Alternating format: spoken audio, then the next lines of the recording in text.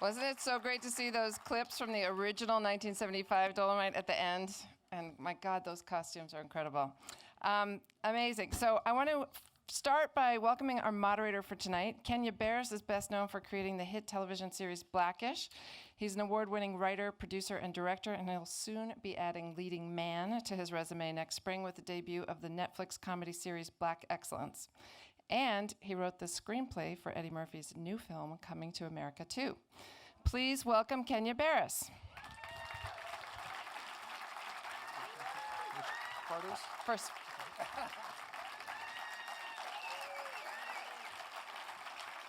And now please give a warm welcome for Dolemite Is My Name writers Scott Alexander and Larry Karaszewski.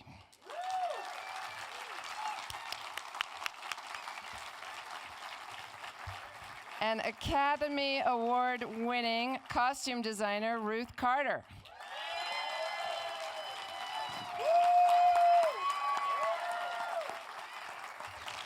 And actor Wesley Snipes.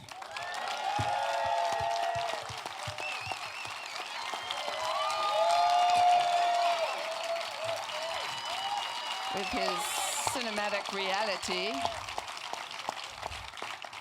And Eddie Murphy.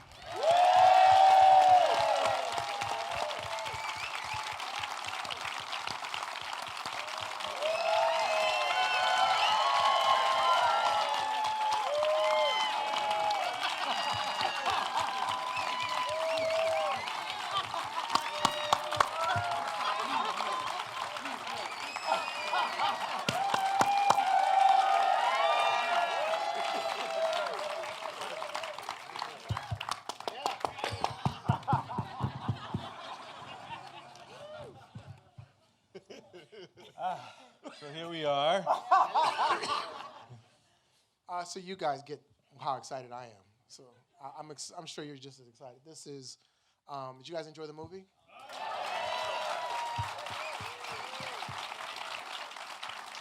It was amazing. Eddie, we were backstage talking, we were talking to Scott and Larry, and we described, Eddie said this movie was seamless.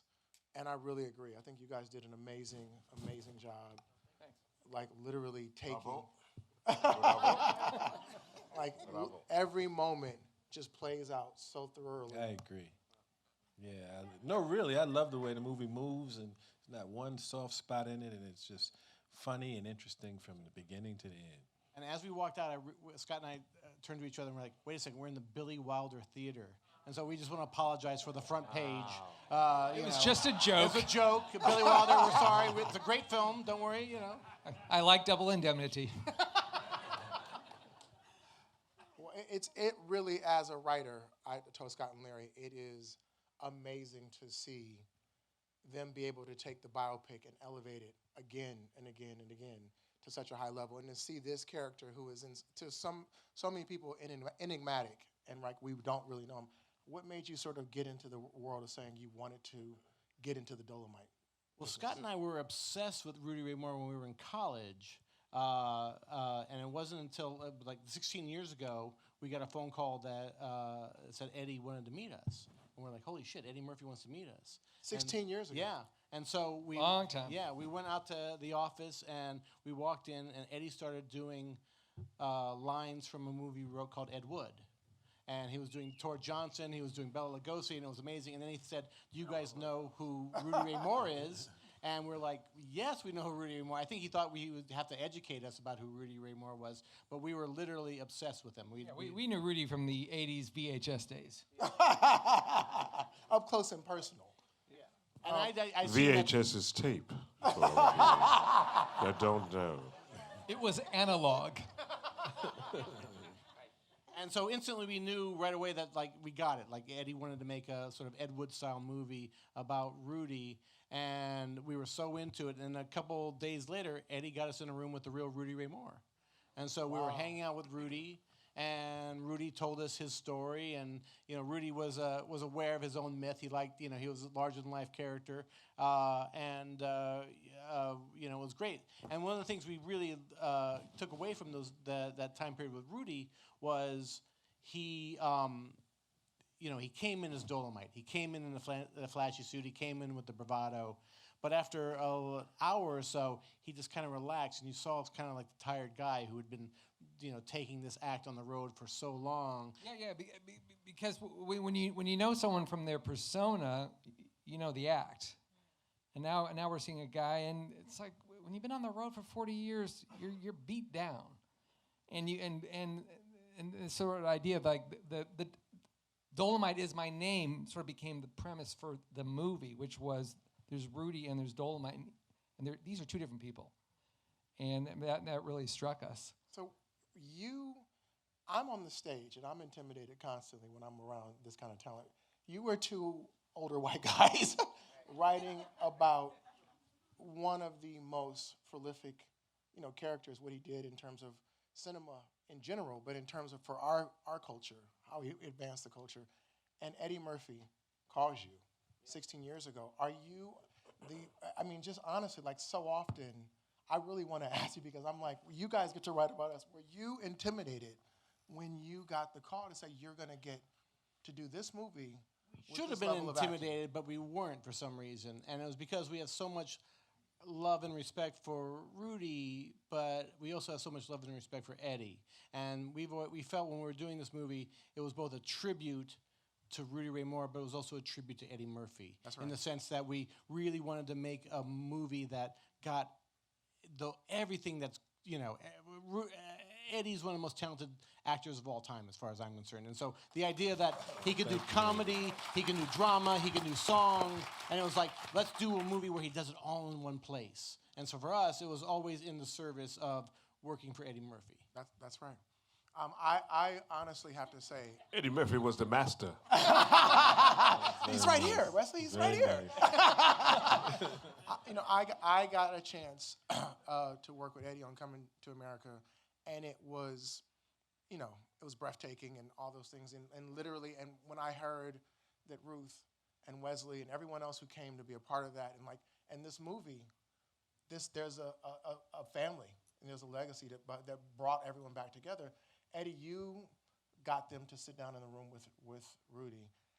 Did knowing him influence how you decided to play this character, and what made you say that you wanted to do it? Because you can do what you want to do. What made you say this is something you wanted to put your talent into? And I thought that his story was extraordinary, and I didn't know him. I'd met him a couple of times. I didn't really know him. I thought his story was great, and I thought that it would be, fun to do more than anything. Why did you think it would be fun? Because he's kind of like a hero of mine, and I thought that his story, the way he got his movies made, and the way he got his records made, and the way he did stand up, I thought was, he's been a hero of mine for years and years. So I knew that it would be an interesting story all played out. Do you feel him in your lineage? What do you mean, like in terms of what he did and what you were able to do and things like? Do you think that he opened doors, or do you feel? No. We had my trajectory is the exact opposite of Rudy's. That's one of the reasons why I think I was a big fan of his and found him fascinating, because I kind of got in really, really easy. I didn't have to go through the back door. I got right in SNL and right in movies. And I love to say this in front of a bunch of SAG actors here, a bunch of actors. I only had one audition. I love to see actors' faces. Even if y'all like me, the smile go away when I say that shit. The fuck you mean, one audition? Yeah, I had the exact opposite. The actors hate to hear that shit. But yeah, I had the exact opposite.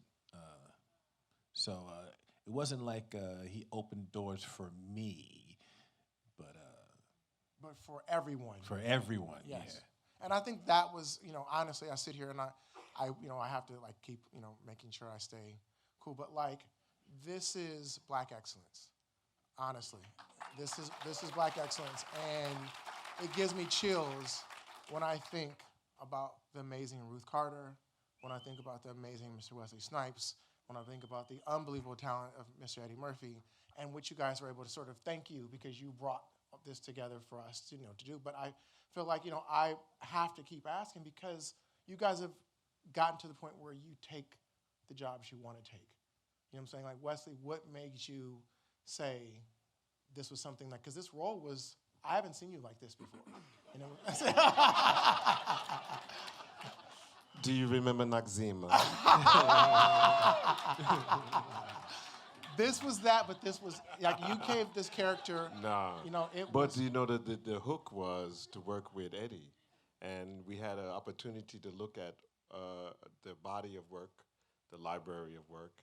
And we saw that we worked with De Niro and Pacino, and well, not Pacino, but Connery, and all of these great actors.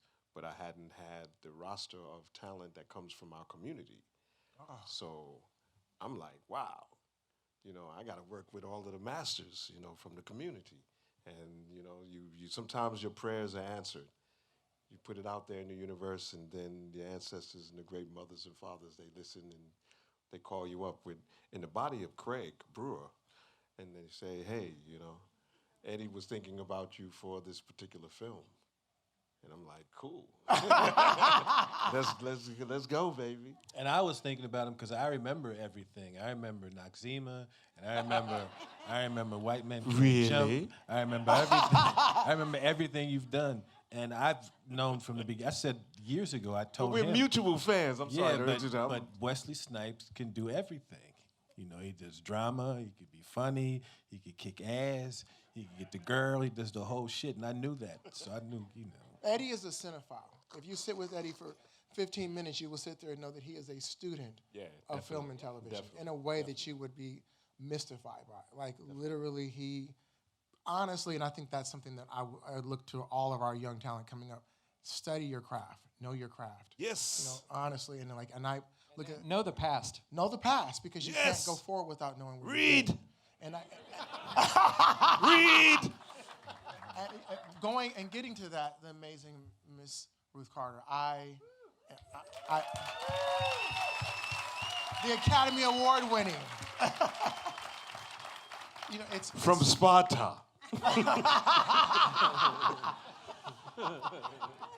you had a really, in this movie, I'm like, I don't know if you guys understand, like, she is an icon, you know, like, in every way. Without a doubt, without a doubt. Thank you, Kenya. Nice of you to say. In every way, and how she carries herself in every way. But the way that you prepare for a movie like this, you know, Eddie's character, Rudy Ray and Dolemite, you had to do two completely different sets of wardrobe. And think about that from who he was to who he became. Like, when you start preparing for something like that, how do you sort of say, I'm going to, one, do it right, and then two, have the battle? Because it's gonna cost money and things like that. Like, how does your mind prepare for Oh, something? I sort it out. I think about the 70s and what it meant to me. You know, I was a child in the 70s, and I was that little girl peeking through the keyhole at, my parents and their friends in the basement, listening to music and, slow dancing and stuff. And I remember all of that. And I wanted to see that 70s come to life again. I wanted to see the people that I knew, the trends, the denim and all of the things that really made the 70s real, not a mockery, not a 70s party, but a real 70s film.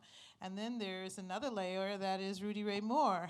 And I didn't quite know exactly how to depict Rudy Ray Moore, so I asked Eddie in our fitting, and I said, what do you think? Rudy Ray Moore's look is different from Dolemite, and he says, I think he should wear those like leisure suits, those little short jackets with the pants. And I felt like everything I remembered about the 70s, he remembered. And I said, what about like those marshmallow shoes? And he said, yeah, I had a pair of those. I did. Marshmallow platform. Yeah. And so I think, growing up on the East Coast, too, there were a lot of things that had names like, Matador pants. Matador. What are Matadors? The pants that Which go ones right are The they? pants that come up real high, The built-in cummerbund. Yeah. So, when I put Eddie... Antonio Banderas. Yeah. Yeah, so when I put him in a pair of Matadors, I felt like, eureka, there he is. And I just remember talking to my staff, we found a piece of this real person in this Matador pant. And Eddie is standing in the fitting room in the mirror looking at the pants, and he's touching the waistband, and he's looking and looking. I just felt like there was a connection. And that continued to happen.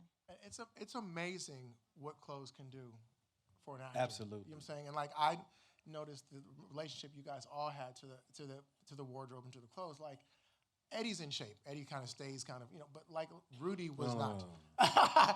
And I noticed that you played in the clothes as Rudy differently than when Dolemite started to come into life. You know what I'm saying? You gave him a different wardrobe and you gave him like that character started becoming a little bit different than Rudy was. You know what I'm saying? The gut got sucked in a little bit more. You know what I'm saying? The Matador became a little bit less of a hiding thing and more of a bravado thing. Like, how do you guys do you talk when Well, you're... that's the magic of Eddie Murphy. He is going to embody the character. He is going to do his work. If you do your work, you're part of it. And, my part of it is to create the costumes and, kind of have an understanding about where we're going. The same with Mr. Snipes here. And he performs. So you see a different swagger in Rudy Ray Moore than you see in Dolemite. That's right. And that's all him. You see it in... Yeah, making a movie is a collaborative effort, and performances and everything. That's all a group. When you see something that's working, and the moments that work, a group of people, that made that moment work. It's never just the actor doing it. And what Ruth does, gives the actors, you feel like your characters come to life. It gives them a pulse. She takes it to the next level. I love that.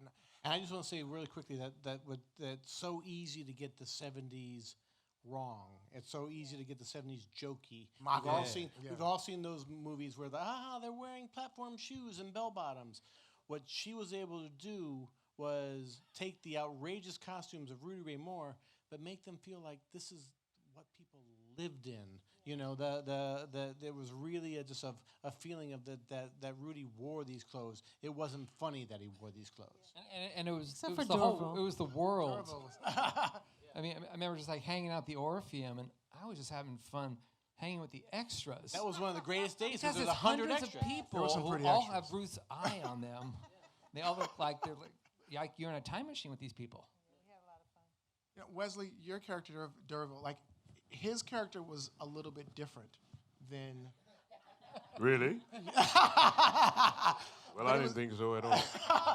He was already there, and they tempted you with something. They tempted the character with something that he wanted, and you played it so well because I never quite knew if he was in or out. He was ghetto fabulous.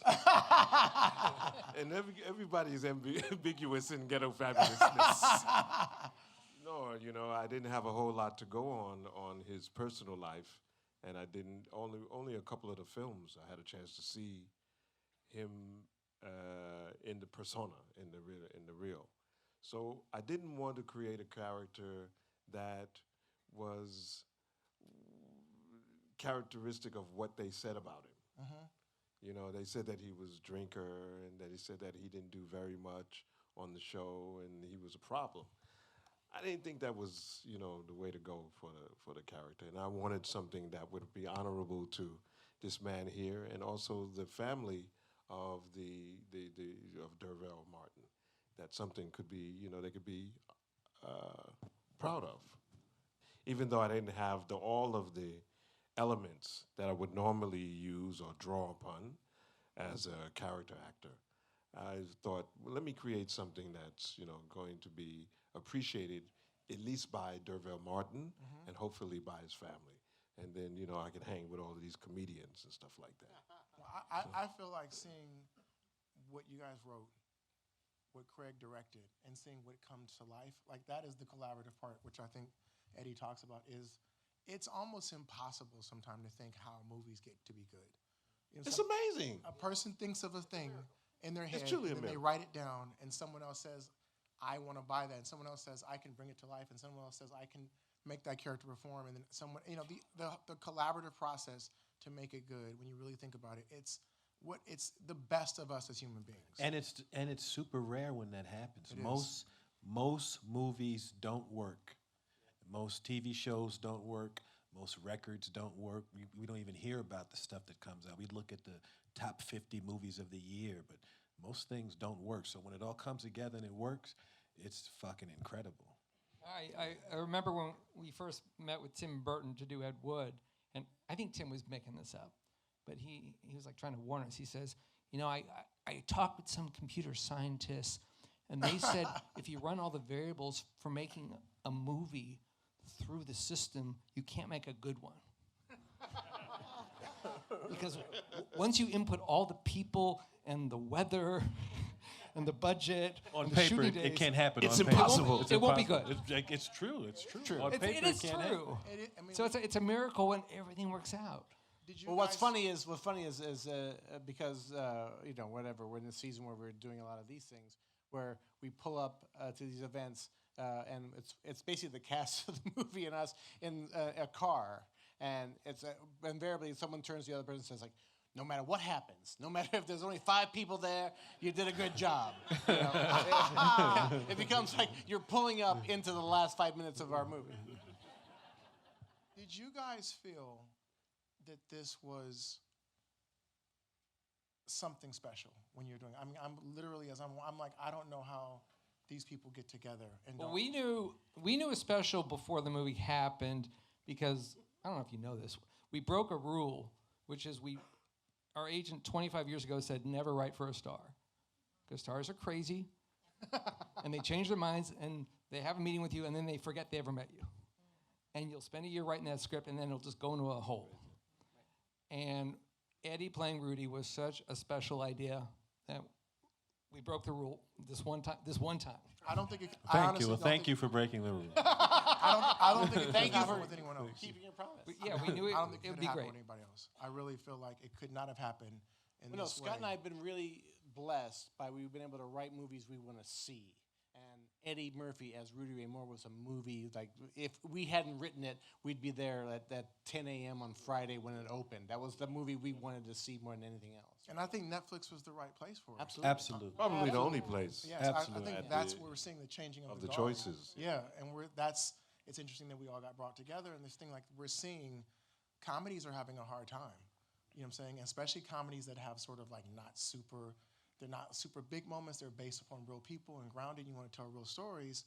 Like, this is a place where you can find it and you can keep finding it and finding it bigger and bigger. And we see the traction on this movie growing and it's becoming big audiences and things like It's this. been great over the past weekend where I've got so many messages from people who saw it on Thanksgiving with their family. And at first I was like, oh my God, we say motherfucker 300 times in this movie. I'm not sure you should watch it with your mom on Thanksgiving. But they loved Mom it. had a heart attack. Mom had a heart attack. They but put their Mom weight on loved that it. turkey.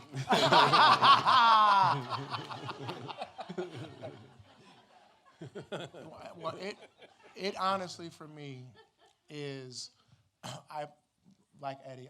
I study and like really want to know and really want to see what has happened and what the trends are and how I can sort of learn from things.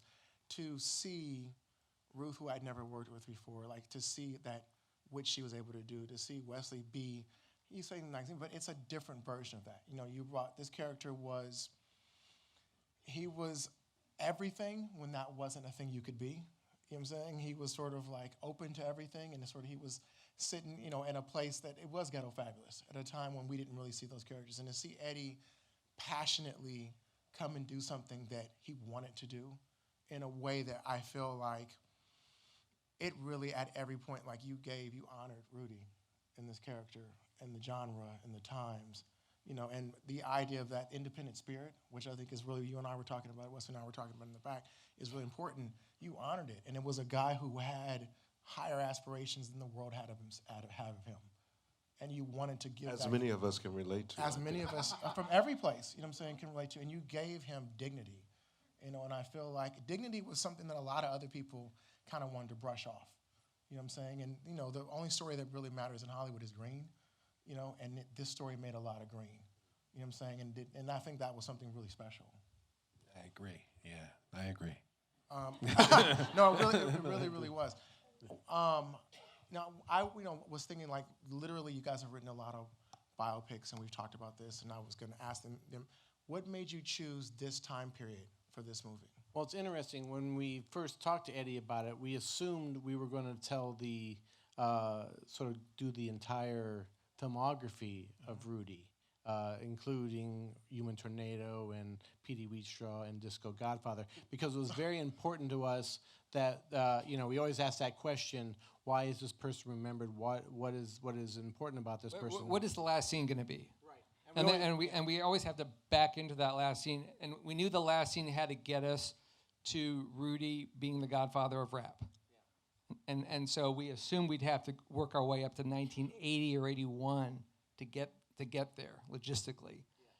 But once we started the writing, we just fell in love with the Chitlin circuit and with Rudy recording an album in his living room and selling the album out of his car trunk. And this is and the X-rated party records. This is a world we just had never seen in a movie before. And so sort of like the start of Dolemite was like page 10, I was like, he's not going to make Dolemite till page 60. And also, when we had to rethink things. When we did the research, all the great stories really were about the making of Dolemite. D'Urville Martin was a part of Dolemite, and so we've sort of wound up.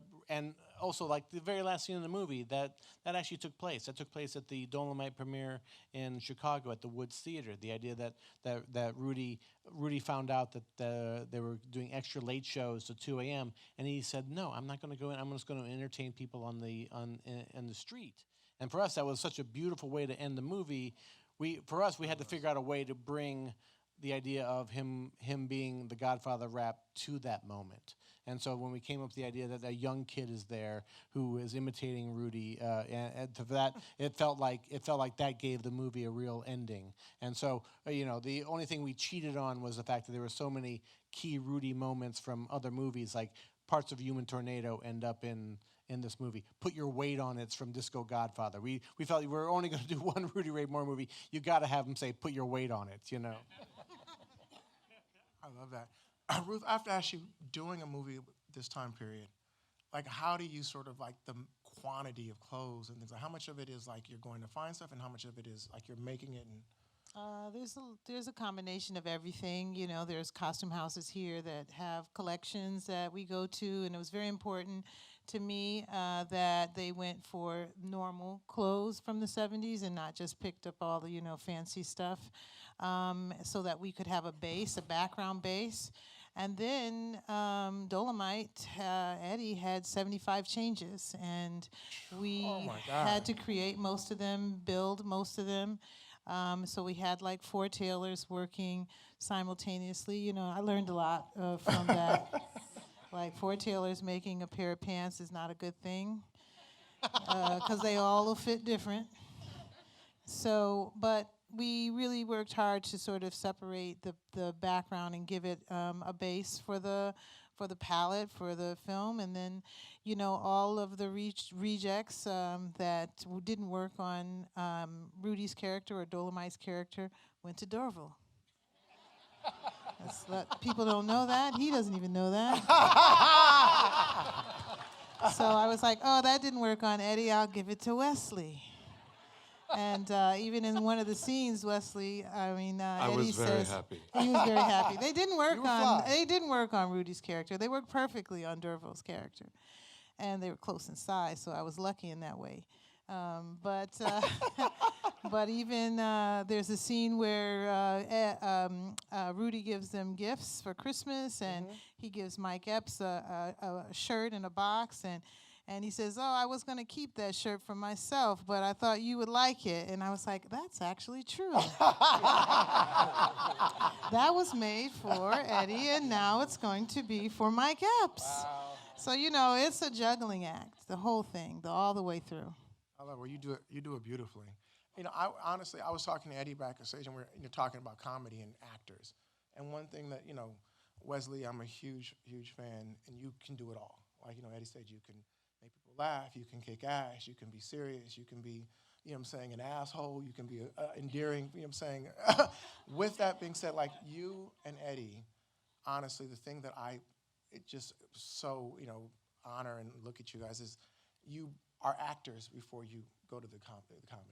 Like, you literally have to bring your professional, like your chops to this. And so when you looked at this role, was it hard for you, Wesley, first? Did you say, like, have to, like, decide what moments you were going to ground this in reality? what moments you were going to say, like, I'm going to, like, how did you sort of make that decision? I always approach a character with trying to ground him in the reality of the experience that's true to his world or her world. And the people who live that world have to believe it. That's my measuring stick. But working with all of these comedians, I was like, I just want to be able to survive. Right. And listen, part of the art is not only performing and projecting, but also listening. And like, the jazz musicians of the greats of the 30s, 40s, and 50s, they could listen to each other. They could hear a note, they could hear a beat, hear a rhythm, hear a tone. And I'm a good listener. So it helped me to survive and also find the right tones to sit with what they were doing. I love that. And Eddie, as a producer, and like something you said, 16 years in the making, on this movie, did you have to, as you're approaching this character, you're playing a role, you're also wanting the movie to be successful. Don't leave. Was it something I said? It's gonna get better. Sorry, man. He had enough. He'd say, man, fuck this, shit. man. I heard enough of this Dolemite shit. What time is it? Get the fuck out of here. Shit. These motherfuckers gonna talk all night. What was the question? Did you? Was it hard for you to separate the different roles and saying like you have to be Rudy Ray, Dolemite, and try to make sure that this thing you've been putting together for 16 years, like how did you sort of keep that all in frame? Well, it's separate. It's separate things. Once we get the movie going, me trying to get it going for 16 years has nothing to do with it. Once we get a start date, and it was important to me to capture the real person and show that Rudy Ray Moore is a person, and that Dolemite is a character, So that was the challenge. And the biggest challenge is to be funny, but not to use my moves. It's like, 'cause I have my own little moves and faces. All actors have their stuff that they do. It's like, okay, you got to be funny like Rudy Ray Moore. And that was the challenge. Yeah. Well, it's interesting because Eddie, I don't think he would look at himself as an impressionist. He's the best impressionist I've ever. I mean, the idea of being able to, I say, Eddie's number one. Jamie Foxx is up there. You know what I'm saying? The people who But doing voices? No, being able to not voices are the embodying smallest part. characters, You know what I'm saying? the It's personas. embodying. You know what I'm saying? Yeah. It's embodying. Like I would sit with Eddie and just we were talking about something, and Eddie, out of the blue, KRS-One would come up, and Eddie couldn't have been prepared for this, and pitch perfect.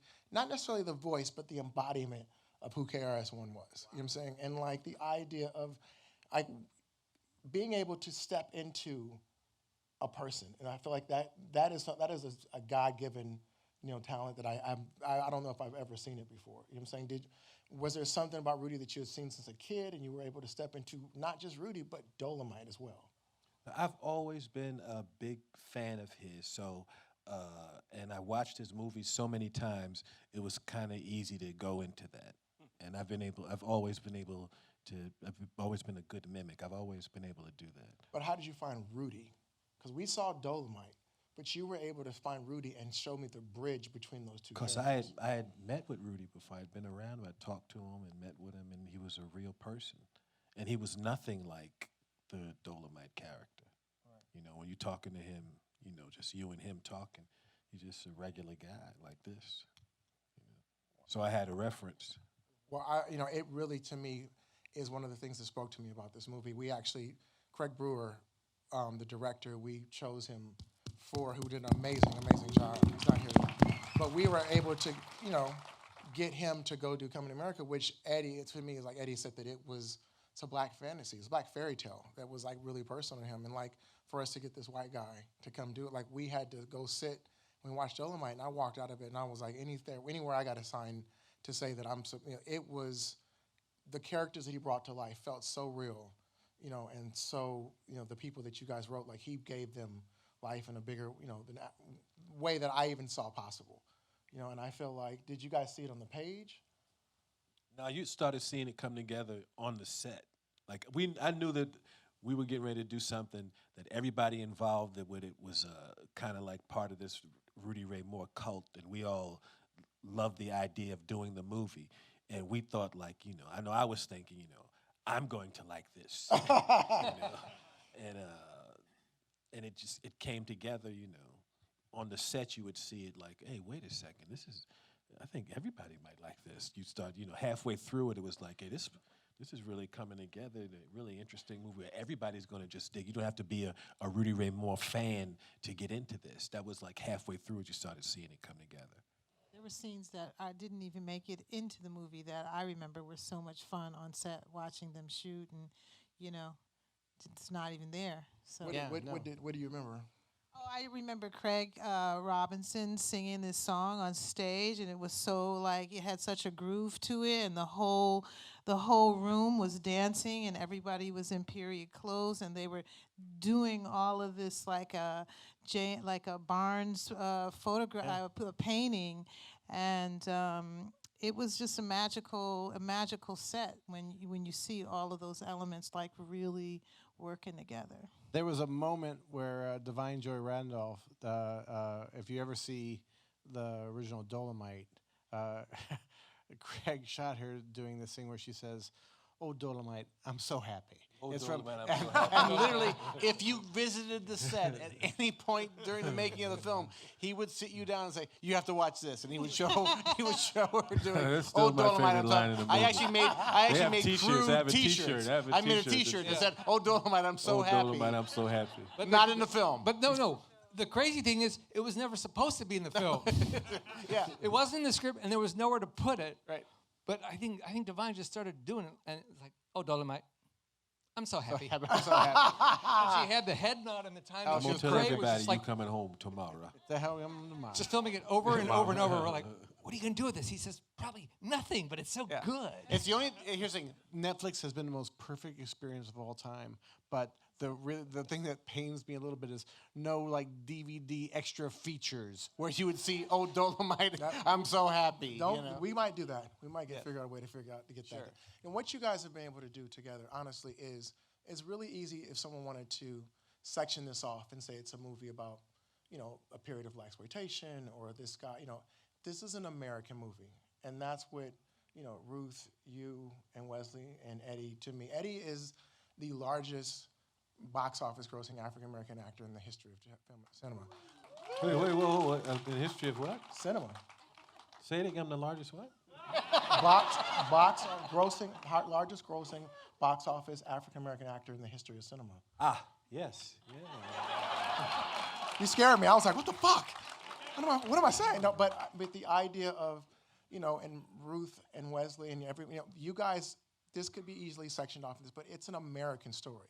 And I think that's what Netflix and, the things that we're being able to see now is that the specificity is universal. You know what I'm saying? The ideas of that, telling these stories that are really a piece of Americana. You know what I'm saying? And because they might be sectioned off, or people might say, well, that's a black story, or that's a story about, Jewish people. That's a story about, no, it's a piece of I always say like America is like a piece of lasagna. You know what I'm saying? Every layer counts, and you need every layer to make the bite taste as good. And I kind of feel like you took this story, and you all came together, and all of you guys are icons, and to come together and tell a story and ground it with all your talents. Honestly, I just want to say thank you for, really, really doing something you didn't. None of you had to do. None of you guys had to do, but it was important because it really speaks to all of us. Yeah, man. It really does, and it's important that these stories are told, and that we can really sort of, have the younger generations understand that you can be good at what you're doing, and it's about telling a story about human beings. And that's what we all say. Norman Lear is one. I love Norman. He has a bumper sticker, and it says, "Just another version of you." And I think that is what these types of stories, when they're able to come out and achieve the success that they're doing, really allow us to start telling our specific stories and allow our kids to tell their stories. It's just really important. So thank you so much. Amen. Thank you, Netflix. Thank you, Netflix, for allowing us. Thank you, Netflix. Thank you, Craig. Thank you. We lost 3 more. Thank you, Arsenio. We lost 3 on that. Eddie? That was sweet done. and heartfelt. I can't do any more. How do you leave on that?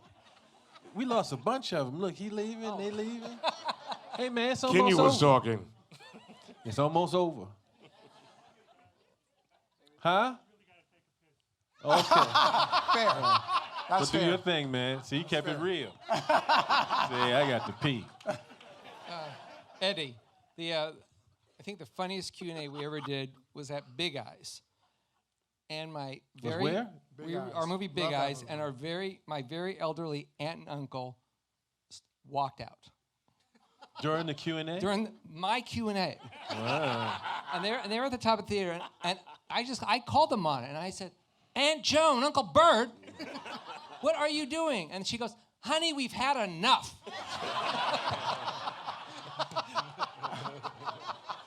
I got to ask y'all, how comfortable did you get in writing black dialogue? I work with a lot of, I'm a TV writer, so I work with a lot of white writers. How comfortable were you getting together, just keep it real, and being like, no, I think this is how they would say it? Here's the thing. There's a lot more motherfuckers in this movie than what was on our page. You know what I mean? We would do. So you didn't really connect to the culture? Is that what you're saying?